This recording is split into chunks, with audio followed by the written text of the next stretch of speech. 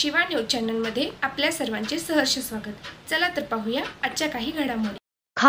खानापूर बेळगाव महामार्गावरील देसूर नजीक असलेल्या हाड फॅक्टरी जवळ पोलीस खात्याच्या इनोव्हा कारने रस्त्यात आडव्या आलेल्या 2 म्हशींना ठोकरल्याने 2 म्हशी गंभीर जखमी झाल्या आहेत, तर इनोव्हा कारचा समोरील बाजूचा चक्काचूर झाला आहे.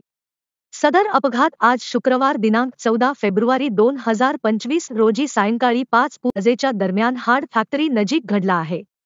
अपघातात जखमी झालेल्या 2 म्हैसपैकी एका म्हैसची वाचण्याची शक्यता कमी असल्याचे समजते.